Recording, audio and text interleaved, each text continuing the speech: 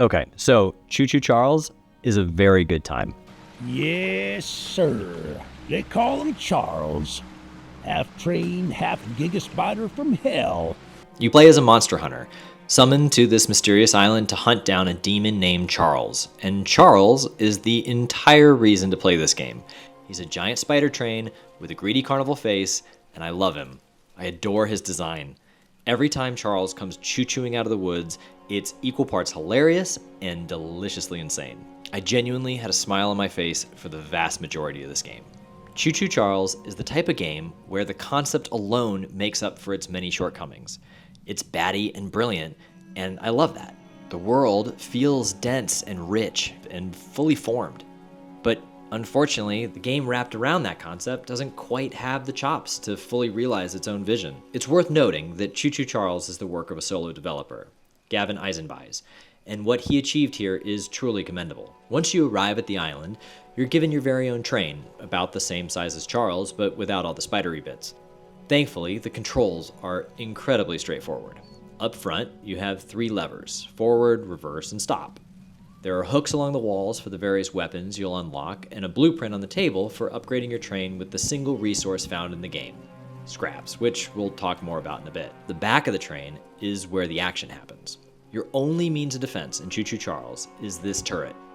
When you hear Charles's distinctive choo-choo from off in the distance and the creepy music starts, you better book it back to your train, hit the acceleration, and grab hold of that turret. And that's basically all the mechanics. They're easy to grasp and effective in their simplicity. So what do you do beyond shooting Charles in the face? The actual gameplay loop looks a bit something like this. Early on, you're given a map with pre-marked objective locations. Each location features an NPC with some sort of simple quest. One quest has you wading out into a lake to grab an item while avoiding a lake monster that's attracted to sound, while another has you scaling a couple of towers to grab an item at the top. It's all very simple stuff, and ultimately boils down to retrieving an item. But there's enough variety in their setups that I was always looking forward to the next one. Completing each of these grants you scraps, which are used to upgrade your train before moving on to the next quest. A few of these are optional quests that grant you a new weapon, and there are 3 primary quests, which have you diving into a mine in search of Charles's eggs. Once you have all 3 eggs, it's on to the final confrontation and the end of the game. And that's kinda it. There's no New Game Plus, no unlocked features, it's just a one and done affair. The whole shebang won't last more than about 4 or 5 hours, and that's if you're really going after everything. I really liked this structure. It kept a brisk pace, and the on-rails nature of the train with the quest conveniently marked for you allowed for an open-world experience without any fluff or wasted time, all while keeping the tension up by just knowing that Charles is out there somewhere. You're welcome to explore the entire island, and you will stumble upon old cabins and fishing huts, but it's this exploration where we come upon my first issue with Choo-Choo Charles. The only incentive for exploration is to find more scraps, but there are already so many scraps littered around the pre-marked quests that my train was fully kitted out by the time I was a little more than halfway across the island. After that, I kept collecting scraps just because my brain has been conditioned to grab all the shiny things, which thank God I did, because you'll desperately need a surplus for them for the final battle. But that is not something that the game communicates. Maybe the developer assumed the player would just keep grabbing all the shiny shit even after fully leveling up the train, but again, that's just not communicated. Which brings me to the next issue.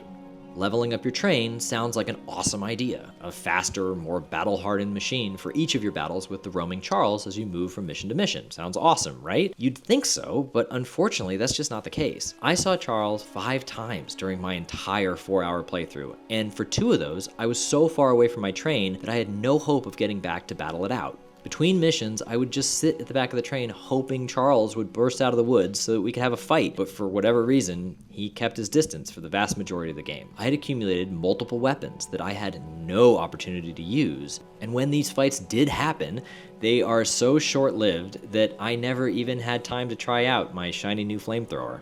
Thankfully, death is nearly meaningless, which I quite liked. You simply lose 2 or 3 pieces of scraps and return back to your train. I genuinely think that Choo-Choo Charles would earn an entire extra point if the developer had just increased the number of Charles encounters by 30 to 40%. Imagine if every time you completed a mission, you'd have to race to the next objective, fighting off Charles with your new souped-up train. That sounds awesome. Instead, between missions, I would look longingly out at the forest, hoping Charles would show up, and unfortunately, he hardly ever did. When you're away from the train, there are two main enemy types you'll encounter. The first is Charles, who will immediately eat you, should you even ever run into him. And the second are these shotgun cultists. They mostly hang out around the 3 eggs that you're collecting, and they are way too observant. They almost always spotted me before I even knew they were there. There's a lean mechanism for looking around corners that I found entirely useless because stealth isn't really an option. Instead, my only option was to run as fast as I could, grab the eggs, and run away. There's one time the cultists followed me out of the cave and I got to blow them up with my rocket launcher from my train. But I really wish that I had had access to some sort of portable weapon. You even find shotguns lying around in various sheds. And for a monster hunter, you'd think your character would have access to some firepower, but alas, he's more of a runaway kind of guy. Despite those criticisms, there is an undeniable low-budget charm to this game that shines very brightly and propelled me all the way through. The NPCs are awesome. They range from the typical creepy local to this insane pickle lady. I need my pickles! The dialogue is all fully voiced and had me really looking forward to meeting each new character. I guess you could finish the game without meeting every last denizen on the island, but that would be like skipping dessert. The mood, the vibe of this game is what it's all about. The gameplay is kind of just a means by which to deliver that vibe. I played Choo-Choo Charles on Switch, and it ran pretty well and looked pretty good. Overall, it reminded me of what I imagine a Skyrim test level might look like. There are some really cool looking sketch-like textures that give the whole thing a pretty distinctive look too.